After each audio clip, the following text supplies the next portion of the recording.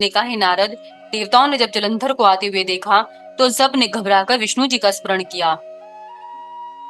वे सब हाथ जोड़ नतमस्तकों स्तुति करते हुए जय विष्णु कहने लगे तथा इस प्रकार बोले, हे विष्णु जी, आप प्रकट होकर दैत्यों का नाश करें। हमारे सम्मुख जलंधर चला आ रहा है, इसलिए आप जो उचित समझे वही करें। आपने देवताओं को दुखी देखकर मत्स्य अवतार लिया था तथा मुनियों के समस्त दुखों को दूर कर प्रलय में विराजमान हुए थे। फिर आपने देवताओं के लिए कुर्मावतार लेकर पर्वतों को अपनी पीठ पर उठाकर रखा। जब हिरण्याक्ष बहुत बलवान होकर देवताओं को कष्ट पहुंचाने लगा, उस समय भी आपने वाराह अवतार लेकर उसको नष्ट कर दिया था। जब उसके भाई हिरण्यकशिपु ने प्रहलाद के साथ अन्याय किया, तब आपने नरसिंह का अवतार धारण कर उसका हृदय विदीर्ण कर दिया था। आपने केवल देवताओं के कार्यों को पूर्ण करने के लिए ही वामन अवतार लेकर बलि के साथ छल किया था तथा संपूर्ण पृथ्वी उससे निकालकर हम सबको दे दी थी। आप शिवजी की भक्ति में स्थित होकर समस्त संसार को उपकार करते रहे हैं। जिस समय रावण ने शिवजी के वरदान से ऊंची पदवी पर पहुंचकर सबको दुख पहुंचाया, उस समय वरदान से उस समय आपने रामचंद्र के रूप में अवतरित होकर शिवजी से बाण प्राप्त किया था तथा उसी बाण द्वारा रावण को भी मार डाला था। फिर आपने कृष्ण अवतार लेकर पृथ्वी के भार को उतारा। हे विष्णु जी, आप कलयुग में कल की अवतार लेकर सब म्लेच्छों का नष्ट करेंगे। इस समय अब आप हमें अपने पीत वसन की झलक क्यों नहीं दिखाते? आप शीघ्र ही हमारे दुखों को दूर कीजिए, क्योंकि आप स्वयं कष्ट सहकर भक्तों को आनंदित करते हैं। इसी प्रकार देवताओं ने विष्णु जी की बड़ी स्तुति की। जो कोई इस स्तुति को सुनता है वह कभी कष्ट नहीं पाता। हे नारद, विष्णु जी ने देवताओं की ऐसी स्तुति सुनकर अब यह जाने कि देवताओं पर इस समय कुछ दुख पड़ा है, तब तुरंत उठकर गरुड़ पर आरूढ़ हुए। उस समय लक्ष्मी जी ने विष्णु जी की ऐसी शीघ्रता देखकर पूछा, हे नाथ, इस समय इतनी शीघ्रता से आप कहाँ जा रहे हैं? तब विष्णु जी ने उन्हें उत्तर दिया, हे लक्ष्मी जी, तुम्हारे भाई जलंधर ने देवताओं पर आक्रमण कर दिया है, इसलिए हम उनकी रक्षा तथा दैत्यों से युद्ध करने के लिए जा रहे हैं। लक्ष्मी ने यह सुनकर जलंधर के प्रेम के कारण कहा, हे प्रभु, आप मेरे भाई जलंधर को किस प्रकार मारेंगे? विष्णु जी ने कहा, जलंधर बहुत बलवान एवं पराक्रमी है, वह हमारे मारने से नहीं मरेगा। वह रुद्र का अंश तथा ब्रह्मा के वरदान से देवताओं को कष्ट दे रहा है, परंतु इस समय यदि हम वहां नहीं जाए तो हमारा भक्त वत्सल नाम मिट जाएगा। यह कहकर विष्णु जी वहां से चल दिए। उन्होंने शंख, चक्र, गदा, अस्सी एवं बाण धारण किए तथा गरुड़ को तैयार कर शीघ्र ही वहां जा पहुंचे जहां जलंधर था। उस समय गरुड़ ने अपने पैरों को इस प्रकार हिलाया जैसे वायु मेघों को उड़ा देती है। उससे असंख्य दैत्य उड़ गए। तब जलंधर ने वायु द्वारा दैत्य विष्णु जी के पास पहुंचा। अस्तु विष्णु जी तथा जलंधर में युद्ध आरंभ हो गया। दोनों ओर से संख्य बाण चले। वे बाण आकाश में इस प्रकार छा गए जिससे कुछ भी दिखाई नहीं देता था। विष्णु जी ने जलंधर के रथ के घोड़े, छत्र, ध्वजा तथा धनुष को काट कर शंख ध्वनि की और क्रोध में भरकर एक बाण जलंधर के हृदय में मारा। यह देखकर जलंधर ने अपनी गदा गरुड़ के सिर पर दे मारी। गरुड़ उस गदा की चोट न सह सके, धरती पर गिर पड़े। तब विष्णु जी ने निर्भय होकर अपनी अस्सी द्वार उस गदा को काट दिया। यह देखकर जलंधर ने क्रोधित होकर विष्णु जी के हृदय पर अपने घूंसे का प्रहार किया। अनेक प्रकार के दांव पेच हुए, परंतु दोनों में से कोई भी नहीं हारा। तब विष्णु जी ने बादल के समान गरजते हुए कहा, हे जलंधर, हमने तेरे समान वीर तीनों लोकों में नहीं देखा। तेरे इस पराक्रम से हम अत्यंत प्रसन्न हैं, इसलिए हमसे इच्छा अनुसार वरदान मांग ले। हे नारद, राजनीति का यही मुख्य तात्पर्य है कि किसी भी युक्ति से अपना मनोरथ पूर्ण किया जाए। अस्तु जलंधर यह सुनकर विष्णु जी से बोला, हे विष्णु, मैं आपसे यही वरदान मांगता हूँ कि आप मेरी बहन लक्ष्मी सहित मेरे घर में आकर रहें। इसी प्रकार समस्त देवता भी मेरे अधीन होकर मेरे घर में वास करें। जलंधर का यह वर मांगना सुनकर विष्णु जी अत्यंत दुखी हुए तथा उसको कहना मानकर लक्ष्मी सहित उसके घर में निवास करने लगे। 16वां अध्याय। ब्रह्मा जी बोले, हे नारद, जलंधर ने तीनों लोकों पर विजय प्राप्त कर देवताओं के स्थान पर दैत्यों को नियुक्त कर दिया तथा समस्त राजाओं को जीत कर अपने अधीन कर लिया। उसने संसार के संपूर्ण बहुमूल्य रत्न तथा अद्भुत वस्तुओं को अपने अधिकार में कर लिया। फिर उसने सब दिक्पालों को बुलाकर अपने नगर में प्रजा के समान बसा दिया। उसने इंद्र से ऐरावत हाथी छीन लिया तथा उच्च श्रवा अश्व भी उसकी अश्वशाला में आ पहुंचा। कल्प वृक्ष भी उसके आंगन की शोभा बढ़ाने लगा। इस प्रकार जो मुख्य मुख्य वस्तुएं थी, जैसे वरुण का छत्र, प्रजापति का रथ तथा अनल का अंकुश, उन सब को छीन कर उसने अपने अधीन कर लिया। इसके पश्चात उसने दया एवं धन पूर्वक संपूर्ण प्रजा का पुत्र के समान पालन किया। उस समय जलंधर के राज्य में इसीलिए वह देवताओं के दैत्यों में अतिरिक्त किसी अद्वितीय के मन गिना में गया। न तो उसके किसी राज्य प्रकार में का किसी भय को था और कोई न ही कष्ट कोई नहीं कष्ट था। चारों अस्तु वर्ण अपने अपने सब सब देवता देवता एकत्र एकत्र होकर होकर शिव जी शिवजी का का स्मरण स्मरण एवं एवं ध्यान ध्यान का का स्तुति था। करने लगे। किसी को तीनों प्रकार के देवताओं ने दुखों में कहा, से एक भी दुख हे न शिव था। जी, आपकी ही कोई कृपा होनी मनुष्य अकाल चाहिए। मृत्यु नहीं पाता था और न उनको वहाँ विष्णु जी किसी का बड़ा मनुष्य के हृदय भरोसा में था, पाप परंतु उत्पन्न उन्होंने अपनी होता था। पत्नी सहित जलिंधर के घर में स्त्रियां निवास कर पातिव्रत लिया है। धर्म का पूरी तरह से जब पालन तक करती हमारा काम थी। विष्णु जी से निकलता था ब्राह्मण तब तक हम धर्म आपको कथाएं किसी कहते प्रकार थे, का कोई कष्ट भी नहीं दरिद्र देते न थे। था। तब देवताओं की प्रार्थना सुनकर शिवजी ने आकाशवाणी द्वारा कहा, हे देवताओं, तुम कुछ चिंता मत करो, हम तुम्हारी मनोकांक्षा अवश्य पूर्ण करेंगे। देवताओं ने उस आकाशवाणी को सुनकर बड़ा आनंद प्राप्त किया। हे नारद, उस समय तुमने जलंधर के राज्य में जाकर विष्णु जी आदि को देखा। जलंधर ने तुम्हारी भली प्रकार अगवानी के तथा पूर्ण रूप से पूजा की। उसे लक्ष्यम के पश्चात उसने तुम्हारे आगमन का कारण पूछा और यह कहा कि आपने संसार में जो कुछ आश्चर्यजनक चरित्र देखा हो तो उसका वर्णन कीजिए। तब तुमने जलंधर को यह उत्तर दिया, हे जलंधर, एक दिन हम कैलाश पे गए जो सृष्टि भर में सबसे श्रेष्ठ है। शिवजी को स्तुति एवं प्रणाम करने के पश्चात में वहां की सामग्री को देखकर आश्चर्य में पड़ गया तथा विचारने लगा कि इतनी असंख्य सामग्री किसी के यहाँ ना होगी। इसलिए अब मैं तुम्हारी सामग्री को देखने यहाँ आया हूँ। जलंधर ने तुम्हारी यह इच्छा जानकर अपनी संपूर्ण सामग्री दिखाते हुए पूछा, हे नारद, सत्य कहने कि दोनों स्थानों से कहाँ अधिक सामग्री है? तब तुमने उसे यह उत्तर दिया, हे जलंधर, वास्तव में तुम्हारे घर बहुत सामग्री है, परंतु एक दारा रत्न की कमी है। शिवजी के घर में ऐसी स्त्री है जिसके समान संसार में कोई अन्य स्त्री नहीं है। उसकी सुंदरता पर ब्रह्मा तक मोहित हो गए थे। वह इतनी सुंदर है कि उसने कामदेव के शत्रु शिवजी को भी अपने वश में कर लिया है। ब्रह्मा ने बहुत प्रयत्न किया कि वे शिवरानी के समान दूसरी स्त्री बनाए, परंतु उन्हें सफलता नहीं मिल सकी। इतनी कथा कहकर ब्रह्मा जी बोले, हे नारद, तुम जलंधर से इतना कहकर वहां से चले गए। तुम्हारे जाने के पश्चात जलंधर काम ज्वर में पीड़ित होकर रोगियों के समान दुख सागर में डूब गया तथा काम वश हो शिवजी को अन्य देवताओं के समान समझ राहु को उनके पास भेज दिया। हे नारद, उन्होंने जलंधर की ऐसी भावना देखकर उसके ज्ञान को खींच लिया था। अस्तु अपने स्वामी जलंधर की आज्ञा अनुसार राहु शिवजी के पास चल दिया। वह 6 ड्योढ़ी तो पार कर गया, परंतु जब 7वें द्वार पर पहुंचा, जहां गणों के राजा नंदी द्वारपाल बनकर बैठे हुए थे, तब नंदी ने उसको रोक दिया। तदुपरांत वे शिवजी की आज्ञा लेकर उसे अपने साथ ही शिवजी के पास ले गए। उस समय शिवजी ने भोंक का संकेत करते राहु से पूछा, कहो तुम क्या चाहते हो? राहु ने उत्तर दिया, शिवजी, जलंधर तो सबसे श्रेष्ठ है तथा जिसके अधीन देवता विष्णु जी भी हैं। उसने यह कहा है कि तुम तो तपस्वी योगी दिगंबर और मरघटों में पड़े रहने वाले हो। तुम्हें भोग विलास से कोई प्रयोजन नहीं है। अस्तु तुमको ऐसी कोमलांगी स्त्रियों से क्या प्रयोजन है? ऐसी सुंदर स्त्री तो हमको चाहिए, इसलिए तुमको उचित है कि उस परम सुंदरी स्त्री को हमें दे दो। राहु के ऐसे वचन सुनकर शिवजी अत्यंत क्रोधित हो गए।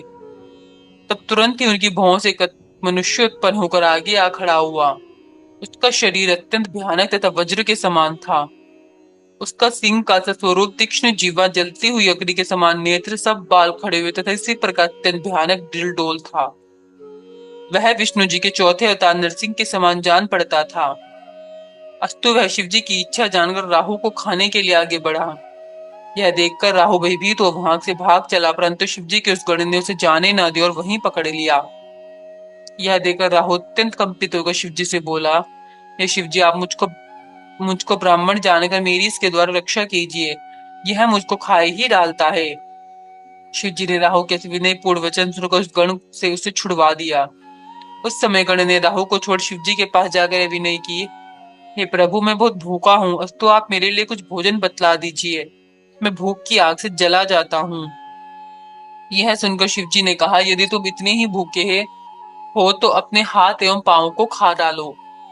गण ने शिव जी की आज्ञा अनुसार यही कार्य किया। उसने अपने सिर के अतिरिक्त सब अंग खा डाले। हे नारद, यह दशा देखकर शिव जी आश्चर्यचकित हुए। तब उन्होंने अत्यंत प्रसन्न होकर गण से कहा, हम तुम्हारी आज्ञा पालन से प्रसन्न होकर तुम्हारा नाम कीर्ति मुख रखते हैं। अब तुम ही हमारे द्वारपाल होंगे। जो व्यक्ति पहले तुम्हारी पूजा न कर लेगा, उसको हम स्वप्न में भी दर्शन नहीं देंगे। हे नारद, उस दिन से कीर्ति मुख गण शिव जी के द्वार पर द्वारपाल के रूप में रहते हैं। कीर्ति मुख की पूजा किए बिना शिव जी की सब पूजा व्यर्थ हो जाती है। अस्तु, राहु जब कीर्ति मुख के हाथ से छूटकर भागा तो वह कैलाश पर्वत के गड्ढे में ऐसा गिरा जिससे उसका अंग भंग हो गया। तदुपरांत राहु ने जलंधर के समीप पहुंचकर सब हाल कह सुनाया। 17वां अध्याय।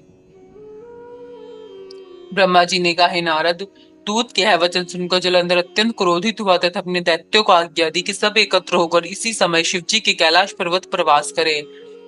यह सुनकर समस्त सरदार एवं सेनाध्यक्ष अपने अपने शस्त्र लिए चतुरंगिनी सेना के साथ चल दिए।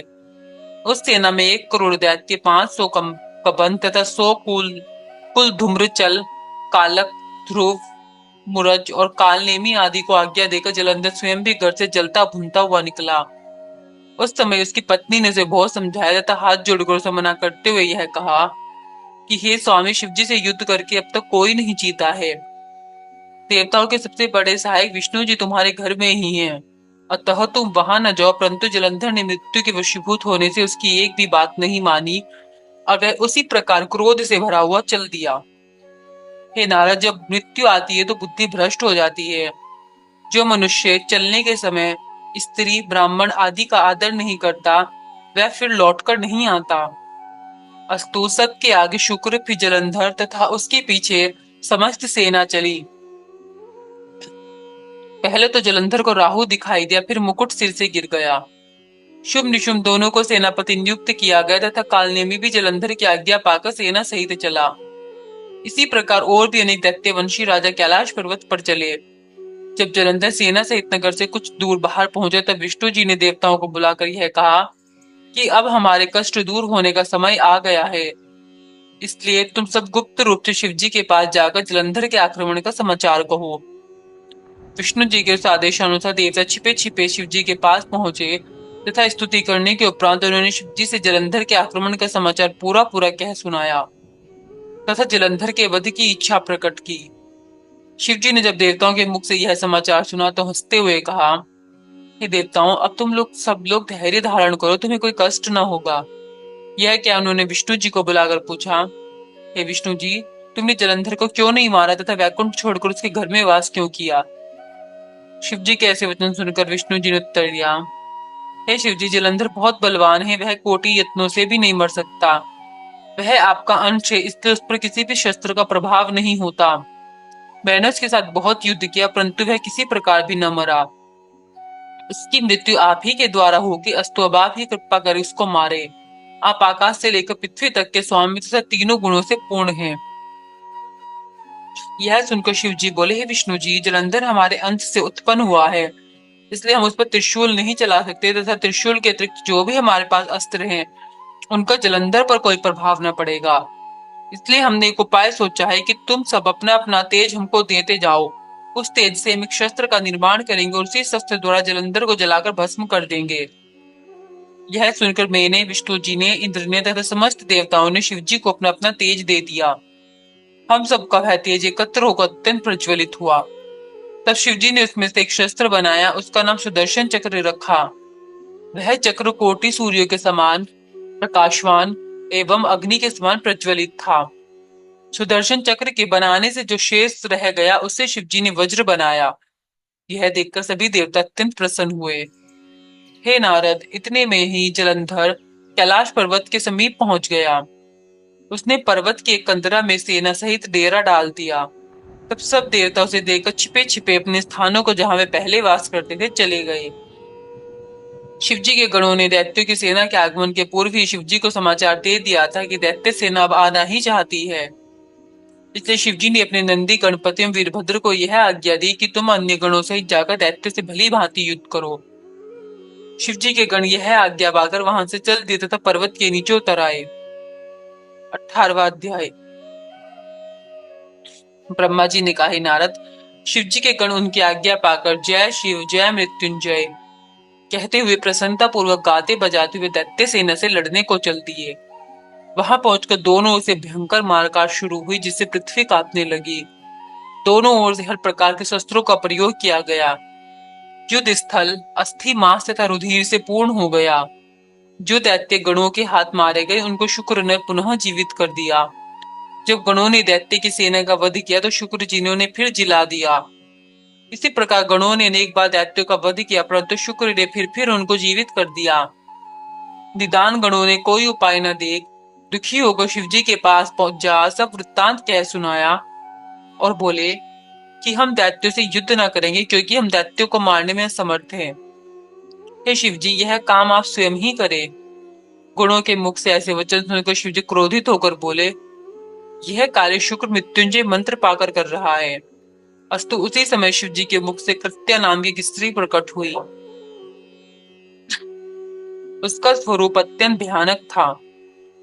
उसकी दाढ़ें बड़ी भयंकर पर्वत के समान थी। ऐसे स्वरूप से प्रकट होकर वह शिवजी की सेना के साथ युद्ध स्थान में आई। वह महाभयंकर नाद करती हुई दैत्यों का भक्षण करने लगी।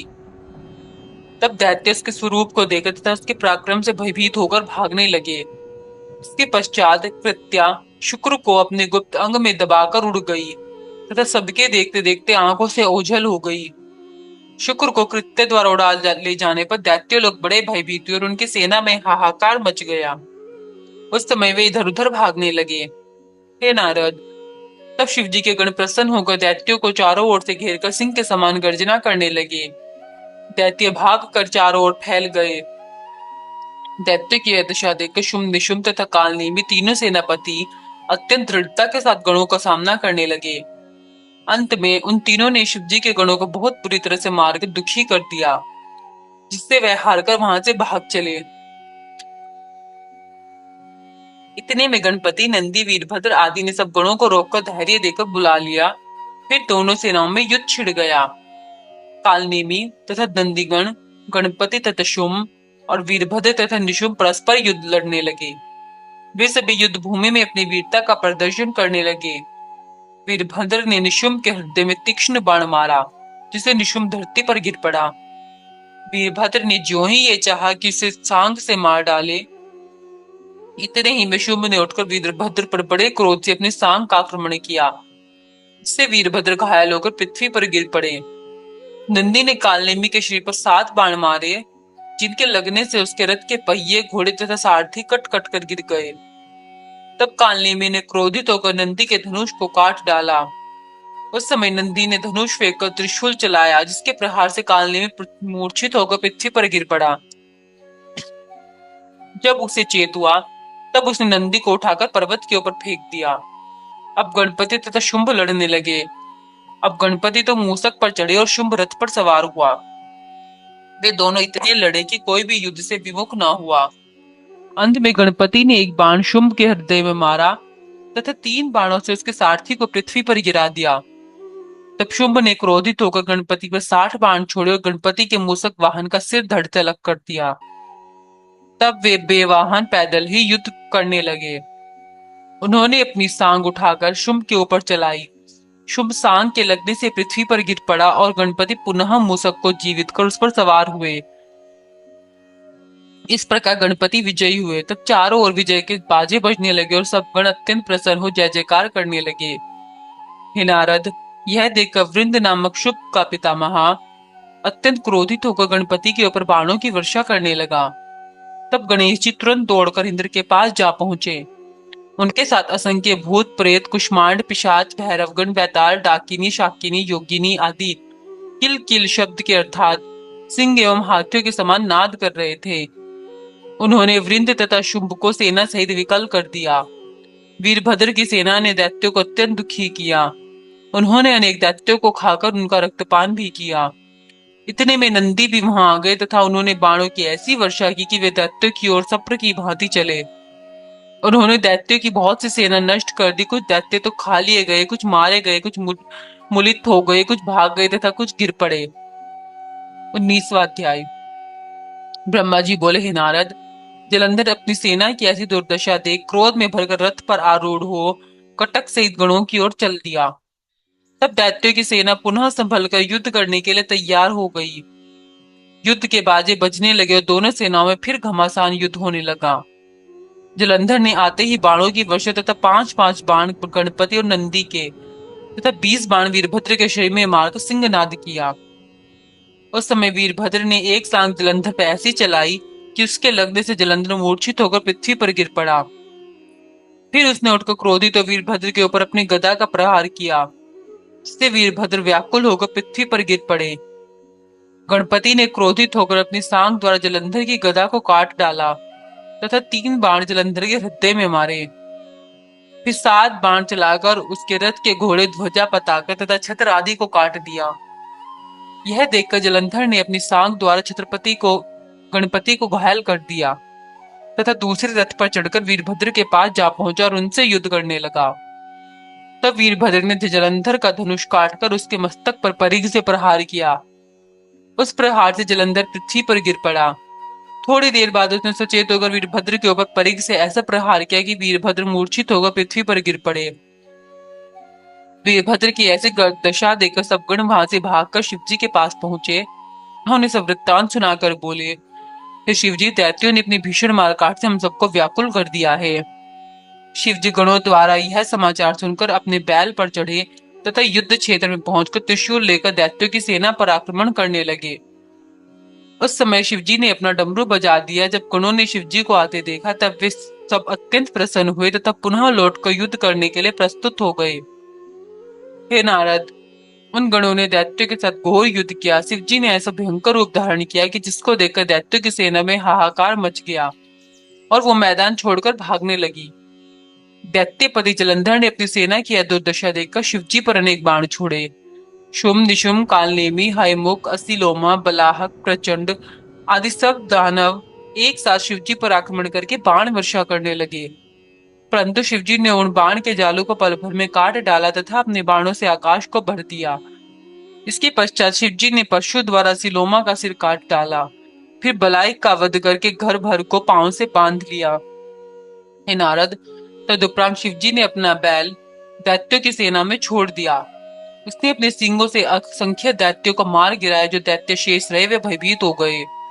जिस प्रकार सिंह के प्रहार से हाथी विकल होकर भाग जाता है, वही दशा उस समय दैत्यों की हुई। यह देखकर जलंधर ने शुभ, निशुम तथा कालनेमी को संबोधित करते हुए कहा, देखो, जो संसार में उत्पन्न होती है उनकी मृत्यु अवश्य होती है। मृत्यु से बचने का कोई भी उपाय नहीं है। ऐसी मृत्यु किसी भली न लगेगी जिससे दोनों लोकों में यश एवं कीर्ति बढ़े। लोक में 2 प्रकार की मृत्यु प्राप्त करने वाले सूर्यमंडल को भेद कर स्वर्ग को जाते हैं। उनमें एक योगी होता है तथा दूसरा योद्धा, जो युद्ध में निर्भय होकर वीरता पूर्वक मारा जाता है। इसलिए अब तुम मृत्यु का भय त्याग कर भली भांति सामने डटकर युद्ध करो। यद्यपि जलंधर ने ऐसी बातें कहकर उन्हें बहुत समझाया, पर उनकी समझ में कुछ न आया। तब जलंधर ने उनको धिक्कारते हुए कहा, तुमने इस पृथ्वी पर जन्म लेकर व्यर्थ ही अपनी माता को कष्ट दिया। क्या तुमको युद्ध भूमि से इस प्रकार भागना उचित है? क्या तुम में से कोई भी मृत्यु के पंजे से बचा रहेगा? 20वां अध्याय। ब्रह्मा जी बोले, हे नारद, उस समय जलंधर के शब्द से पृथ्वी कांप उठी तथा समुद्र और पर्वत थरथराने लगे। जो दैत्य पहले युद्ध भूमि से डरकर भाग गए थे, वे सब जलंधर का यह रूप देखकर पुनः लौट आए। उस समय जलंधर ने शिवजी से कहा, हे शिवजी, मुझे प्रतीत हुआ कि तुम कुछ बल रखते हो, क्योंकि तुमने मेरे साथ युद्ध करने की इच्छा की है। यह सुनकर उसने शिवजी के ऊपर एक भयानक बाण चलाया। उसे शिवजी ने बीच में ही काट डाला। फिर शिवजी ने सुगमता पूर्वक एक बाण चलाकर जलंधर के रथ, सारथी, घोड़े, धनुष आदि सबको नष्ट कर डाला। तब जलंधर ने शिवजी को मारने के लिए अपना घूंसा ताना और एक बाण छिपकर शिवजी को मारा। शिवजी ने यह देखकर अपने बाण से उसे एक कोस दूर फेंक दिया। उस समय जलंधर ने सोचा कि शिवजी वास्तव में बहुत बलवान हैं। मैं उनसे इस प्रकार युद्ध करके विजय प्राप्त नहीं कर सकूंगा। अतः मुझे कोई ऐसी माया करनी चाहिए जिससे शिवजी मोहित हो जाए। शिवजी को नाद बहुत प्रिय है, अस्तु उसी के द्वारा उनको मोहित किया जा सकता है। यह विचार कर जलंधर ने ऐसी माया फैलाई जिससे गंधर्व, अप्सरा, किन्नर आदि प्रकट होकर मनुष्य के समान अनेक प्रकार नित्य गायन करने लगी। अतः शिवजी के मन में संगीत सुनने की इच्छा उत्पन्न हुई और वे आनंददायक नाद के मन में मग्न हो गए। नाद में मग्न हो गए। जैसा कि नियम है कि नाद सुनने से बुद्धि जाती रहती ही, वही बात उनके साथ भी हुई। वास्तव में शिवजी ने ही राग की महिमा को प्रस्तुत किया। यह बात वेद भी कहते हैं कि शिवजी नाद के अतिरिक्त और किसी से मोहित नहीं किए जा सकते। उस समय शिवजी के हाथों से सब शस्त्र गिर पड़े। उन्होंने उस तुरीयावस्था में कुछ न जाना। उस समय जलंधर ने कामवश शिवजी के समान अपने स्वरूप बनाया, जिसके 10 भुजा, 5 मुख तथा 3 नेत्र थे। फिर उसने अपनी माया से एक बैल बनाया और उस पर चढ़कर तथा शिवजी के जो जो मुख्य चिन्ह थे उन सबको धारण कर शुम्भ निशुम्भ को युद्ध स्थल में छोड़कर स्वयं गिरिजा के पास जा पहुंचा।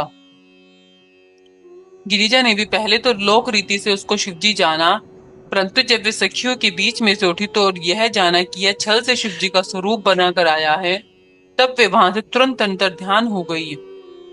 हे नारद, यह देखकर जलंधर लज्जित होकर पुनः युद्ध स्थल को लौट आया। उस समय गिरिजा ने विष्णु जी का ध्यान किया, जिससे विष्णु जी तुरंत प्रकट हुए। गिरिजा ने उनसे जलंधर का सब वृत्तांत कहा तथा पातिव्रत धर्म की बहुत कुछ प्रशंसा की।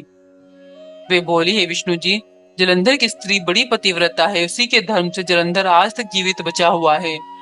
क्योंकि पातिव्रता स्त्री विधवा नहीं हो सकती, इससे तुमको यह उचित है कि अब तुम जलंधरपुरी में जाकर उसकी स्त्री के पातिव्रत धर्म को नष्ट करो। वृंदा, जो जलंधर की स्त्री है, उसके साथ तुम छल करो।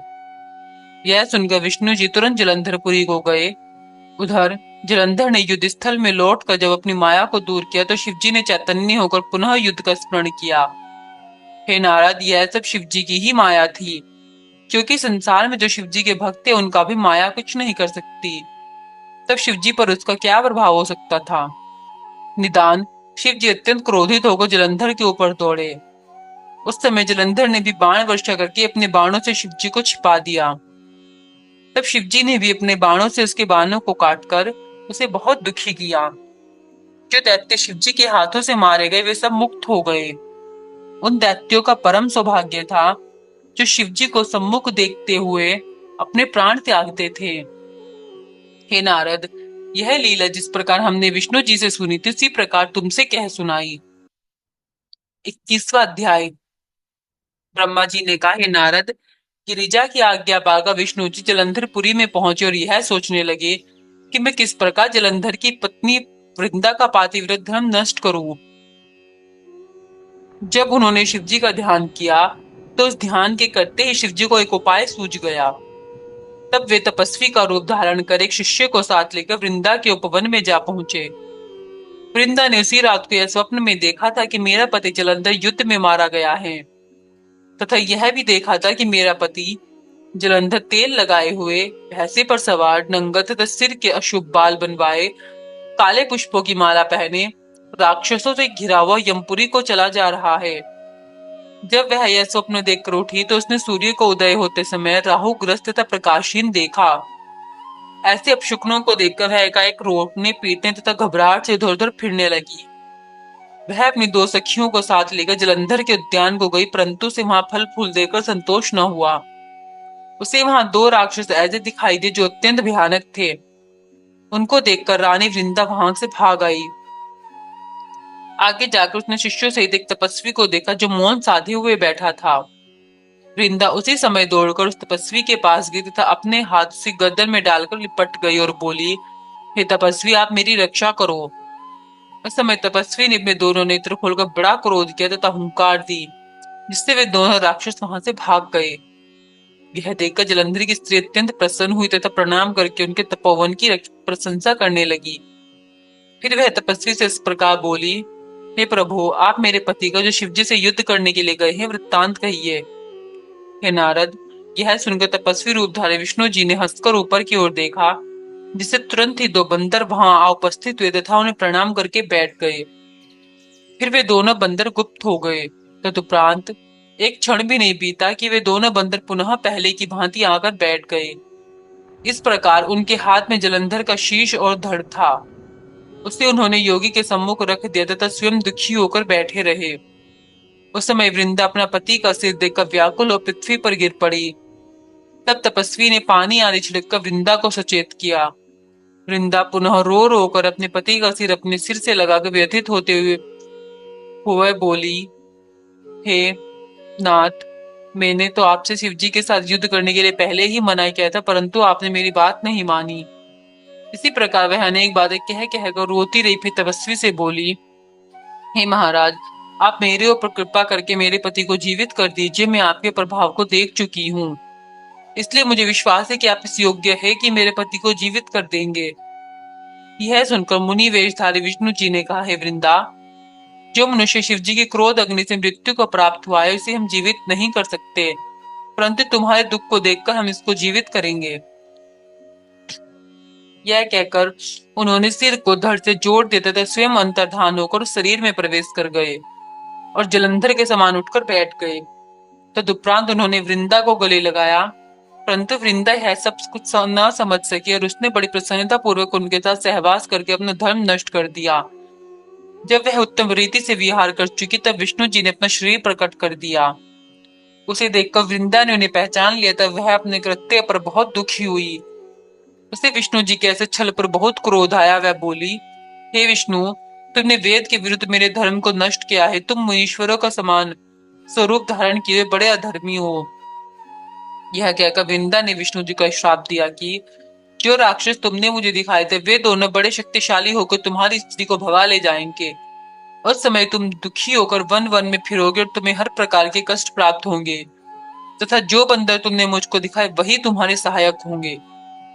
यह कहकर वृंदा बहुत रोई तथा चिता बनाकर अपने पति के साथ सती होने की इच्छा करने लगी।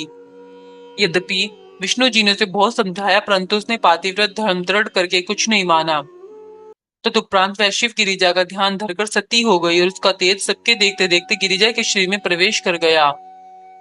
हे नारद, विष्णु जी यह दशा देखकर बारंबार पछताते हुए उसकी सुंदरता के स्मरण में दुखी हुए तथा उसकी चिता के भस्म को अपने शरीर में मलकर उसी स्थान पर वास करने लगे। उनकी यह दशा देखकर देवता तथा सिद्ध उनके निकट जहाँ पहुंचे और विष्णु जी को बड़े बड़े इतिहास तथा दृष्टांत सुनाकर समझाने लगे कि आप तो स्वयं हर समय धर्म का पालन करने वाले रहे हैं। अब आप यहाँ से चलिए तथा अपने वैकुंठ लोक में विहार कीजिए। जो पाप आपसे दुर्भाग्यवश हुआ है वह सब शिव जी की कृपा से नष्ट हो जाएगा। आप किसी प्रकार का दुख मत कीजिए तथा यहाँ से अपने स्थान को चलिए। आप हमें इन शब्दों के लिए क्षमा करें क्योंकि हम तुच्छ आपको समझा रहे हैं।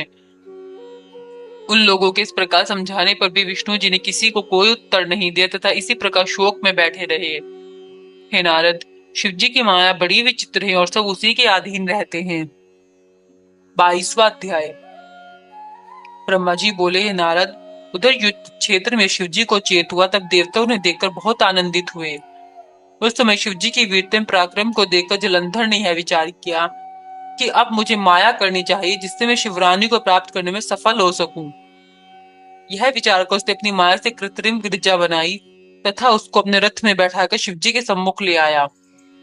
शुभ निशुभ दोनों भाई से मारते जाते थे तथा वह गिरिजा रोती हुई मेरी रक्षा करो आदि कहती थी।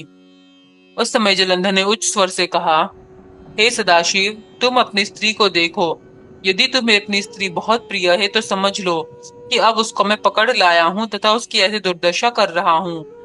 क्या तुमको दिखाई नहीं देता? तुमको सहस्त्रों धिक्कार है जो तुम अपने को अब भी बड़ा समझते हो। शिवजी तो जलंधर के यह वचन सुनकर तथा माया की गिरिजा को देखकर अत्यंत दुखी हुए और मौन साधकर बुद्धि को भूल बैठे। तब शिवजी ने भी लीला करके अपने को ऐसा शोकाकुल प्रदर्शित किया कि जलंधर ने अपने धनुष को कानों तक खींचकर 3 बाण, एक शिवजी के सिर में, दूसरा वक्ष में तथा तीसरा उदर में मारे। उस समय शिवजी जलंधर की माया को जान भयंकर रूप धारण कर अग्नि के समान प्रकट हुए। शुंभ तथा निशुंभ युद्ध से विमुख होकर भागे। जलंधर की सारी माया उसी समय नष्ट हो गई। तब शिवजी ने शुंभ निशुंभ को यह श्राप दिया कि तुमने छल करके गिरिजा को बहुत दुख पहुंचाया है तथा युद्ध से मुख मोड़कर भागे जा रहे हो, इसलिए तुम्हारा धर्म नष्ट हो गया है। हे नारद, जलंधर ने शिवजी का यह रूप देखकर अत्यंत क्रोधित हो बाणों की वर्षा कर शिवजी को ढक दिया। यह देखकर शिवजी ने क्रोधित हो अपने बाणों द्वारा जलंधर के बाणों को काट डाला।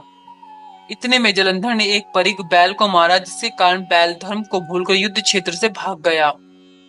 यद्यपि शिवजी ने उसको बहुत रोका परंतु वह युद्ध स्थल में न ठहर सका। यह देखकर शिवजी अत्यंत क्रोधित और महाभयंकर हो गए। तब उन्होंने करोड़े सूर्य के समान चमकते हुए सुदर्शन चक्र को अपने हाथ में उठा लिया और उसे जलंधर के ऊपर छोड़ दिया। उस चक्र का तेज 10 दिशाओं में फैल गया। संपूर्ण पृथ्वी एवं आकाश उसके तेज से जलने लगे। चक्र ने जाकर जलंधर का सिर धड़ से अलग कर दिया। उस समय बड़ा भारी शब्द हुआ। पृथ्वी थरथर कांपने लगी तथा पर्वत जलने लगे। जिस समय जलंधर का तेज शिवजी के शरीर में प्रविष्ट हुआ उस समय चारों ओर से जय जय का नाद गूंज हुआ।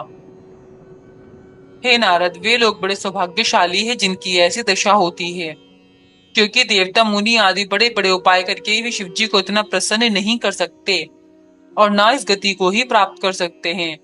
उस समय मैं, मुनि तथा देवता आदि शिव जी की अत्यंत प्रशंसा करने लगे। हमने कहा, हे शिव जी, आप हर प्रकार से भक्तों के दुख को दूर करने वाले हैं। आपको मन, वाणी तथा वेद आदि भी नहीं प्राप्त कर सके। आपके एक निमेष में करोड़ों इंद्र तथा विष्णु जी बीत जाते हैं। आप किसी से नहीं बनाए गए, अपितु पर ब्रह्म है।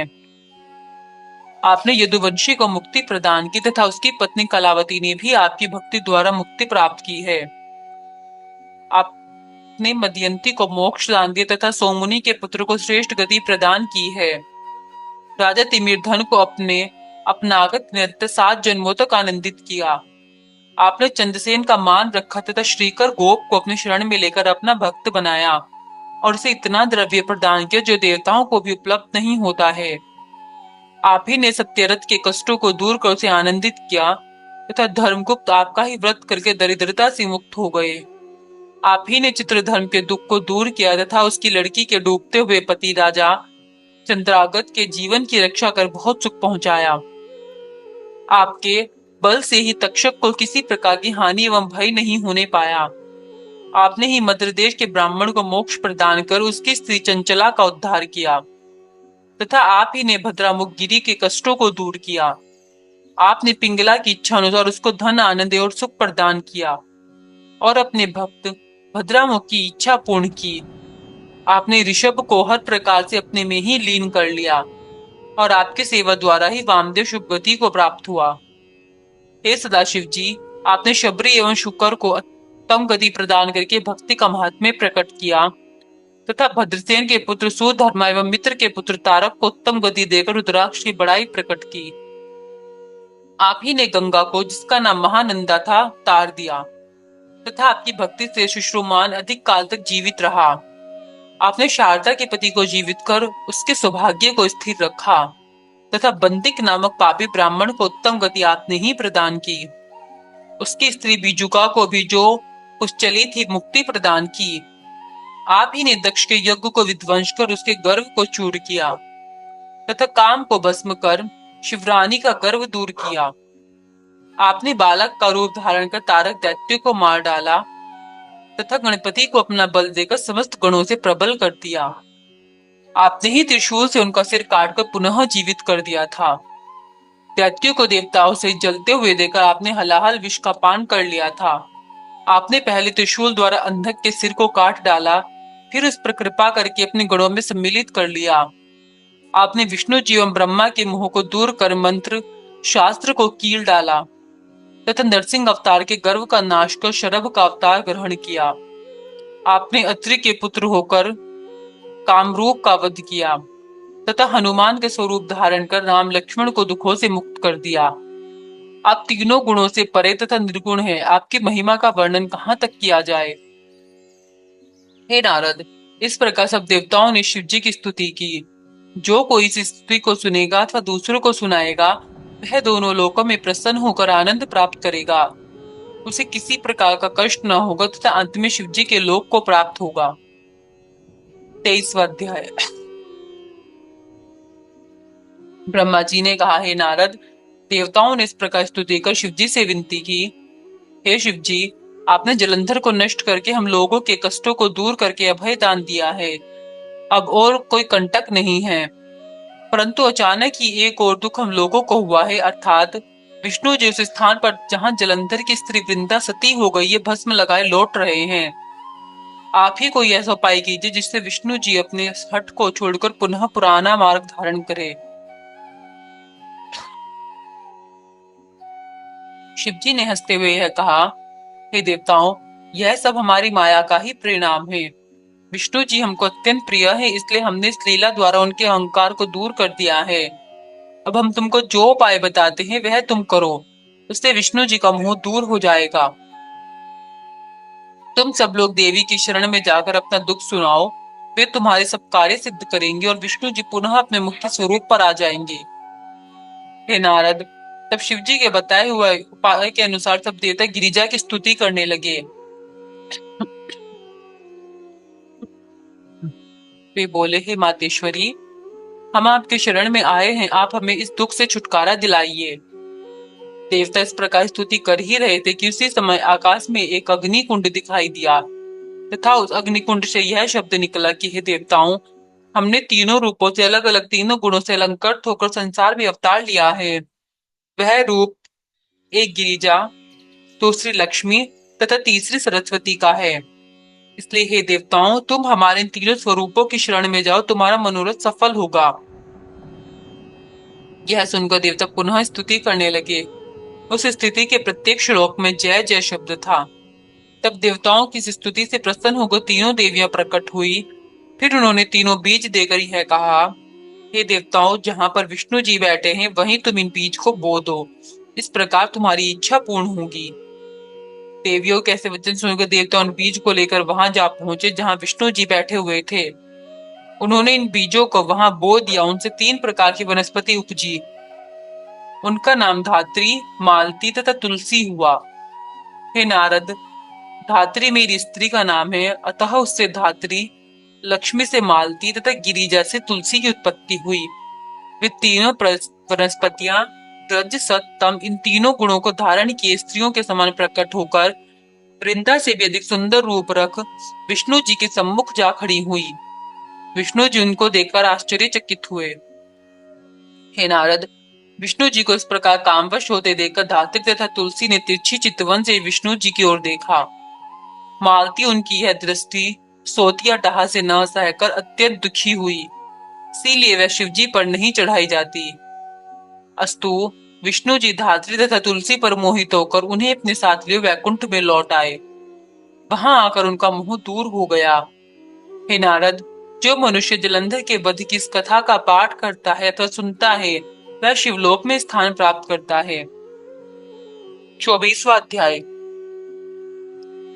सूत जी बोले कि हे ऋषियों, इस कथा के सुनने के पश्चात नारद जी ने ब्रह्मा जी से कहा, हे पिता, अब आप मुझे सुदर्शन चक्र के विषय में बताइए जो विष्णु जी का प्रसिद्ध शस्त्र है। मैं नहीं जानता कि यह वही सुदर्शन चक्र है जो शिव जी ने सब देवताओं से तेज लेकर जलंधर के वध के लिए बनाया था अथवा कोई दूसरा है। नारद जी के ऐसे वचन सुनकर ब्रह्मा जी बोले, हे नारद, सुदर्शन चक्र एक ही है, दूसरा नहीं। जब दैत्य अत्यंत बल एवं द्रव्य पाकर देवताओं को दुख पहुंचाने लगे तो विष्णु जी ने शिव जी की सेवा कर उनसे सुदर्शन चक्र प्राप्त कर लिया। तब से वे उसी के द्वारा सब दैत्यों का वध करते हैं। कल्प भेद से शिव चरित्र, लीला वर्णन, व्याख्यान, कथा तथा इतिहास में बहुत अंतर है, परंतु बुद्धिमान व्यक्ति को चाहिए कि उसके हृदय में जो संदेह उत्पन्न हो उसे पूछ ले, जिससे वह सत्य मार्ग से न भटक जाए। अस्तु, जलंधर के वध के पश्चात दिति के लड़के दैत्य बहुत बली होकर उपद्रव मचाने लगे, जिससे संसार में मनुष्यों को बहुत दुख प्राप्त हुआ। तप, योग, यज्ञ, देवताओं की पूजा, ध्यान, वर्णाश्रम तथा सब धर्मों में विघ्न पड़ने लगे। तब सब देवता तथा मुनि दुखी होकर मेरे पास आए। उन्होंने मेरी स्तुति कर अपने कष्टों का वर्णन किया। तब मैं उन सबको लेकर विष्णु जी के पास गया और उनकी स्तुति कर यह विनय की कि अब दानव तथा दैत्य बहुत दुख पहुंचा रहे हैं, सो हम सब आपकी शरण में आए हैं। हमारी यह प्रार्थना सुनकर विष्णु जी ने कहा, हे देवताओं, तुम सब लोग अपने अपने घर जाओ, हम स्वयं दैत्यों से युद्ध करेंगे। यह कहकर वे दैत्यों के साथ युद्ध करने लगे, परंतु दैत्यों पर विजय प्राप्त न कर सके, क्योंकि दैत्य महाबली थे। यह देखकर विष्णु जी ने सोचा कि शिव जी की सहायता के बिना हम दैत्यों पर विजय प्राप्त न कर पाएंगे। यह विचार कर विष्णु जी तुरंत ही अंतर्धान हो गए तथा कैलाश पर्वत के निकट तपस्या करने के लिए बैठ गए। उन्होंने एक कुंड खोदकर उसमें एक अग्नि भरी तथा वहीं बैठकर कठिन तप करने लगे। हे नारद, इस प्रकार विष्णु जी ने पार्थिव पूजन, मंत्र एवं ध्यान आदि से शिव जी का पूजन किया, परंतु शिव जी प्रसन्न न हुए। यह देखकर विष्णु जी ने सोचा, अब कि हम किस उपाय से शिव जी को प्रसन्न करें। अंत में यह उन्हें विश्वास हुआ कि शिव सहस्त्र नाम का जाप करने से ही शिव जी प्रसन्न होंगे। यह निश्चय कर वे शिव जी के 1 सहस्त्र नामों का जाप करने लगे तथा कमल पुष्प चढ़ाने लगे। शिवजी ने परीक्षा के लिए सहस्त्र पुष्पों में से एक कमल पुष्प अलक्षित कर दिया। अंत में पूजा करते करते जब एक फूल कम हुआ तो उनका बड़ा दुख हुआ, क्योंकि उस समय कमल पुष्प प्राप्त करने की कोई आशा न थी। साथ ही पुष्प के बिना पूजन में भी अंतर पड़ता था। इसी चिंता में जब उन्होंने शिवजी का ध्यान किया तो ऐसा ज्ञान हुआ कि उनके नेत्र भी कमल पुष्प से किसी प्रकार कम नहीं है। अतः उन्होंने तुरंत ही अपने नेत्र को निकालकर प्रसन्नता पूर्वक शिवजी को अर्पण कर दिया। यह देखकर शिवजी अत्यंत प्रसन्न होकर प्रकट हुए। उन्होंने विष्णु जी को दर्शन दिया तथा आम्रडितम मंत्र का उच्चारण करते हुए कृपा दृष्टि से देखा। उस समय विष्णु जी ने शिवजी को प्रणाम किया। तब शिवजी मुस्कुराते हुए बोले, हे विष्णु जी, तुम्हारी जो इच्छा हो वो मांग लो। तब शिवजी के आदेश अनुसार विष्णु जी ने अत्यंत पवित्र स्तुति करते हुए प्रार्थना की, हे सदाशिव जी, हम दैत्यों से पराजित हो गए हैं और उन पर किसी प्रकार भी विजय प्राप्त नहीं कर सकते, इसलिए आप कोई ऐसा यत्न कीजिए जिससे वे मारे जाएं। हे नारद, यह सुनकर शिवजी ने कृपा कर विष्णु जी को अपना सुदर्शन चक्र दिया और यह कहा, हे विष्णु जी, हमारे समय के अनुरूप का ध्यान कर इस सहस्त्र नाम तथा सुदर्शन चक्र से जो हम तुमको प्रदान करते हैं, तुम शत्रु एवं दैत्यों को मारकर उन पर विजय प्राप्त कर लोगे। तुम्हें तीनों लोकों में कोई भी नहीं जीत सकेगा, परंतु सुदर्शन चक्र का छोटे छोटे कार्य में प्रयोग मत करना। ब्राह्मणों के अतिरिक्त वह सबको जलाकर भस्म कर देगा। शिवजी यह कहकर अंतर्धान हो गए तथा विष्णु जी सुदर्शन चक्र को लेकर प्रसन्नता पूर्वक लौट आए। वे रात दिन सहस्त्र नाम का जप करते तथा अपने भक्तों को उसी की शिक्षा देते रहते थे। अब भी जो कोई शिव सहस्त्र नाम तथा विष्णु स्तुति का पाठ करता है, उसके सब कार्य सिद्ध होते हैं, उसके शत्रुओं का विनाश होता है तथा वह दोनों लोकों में सुखी रहता है।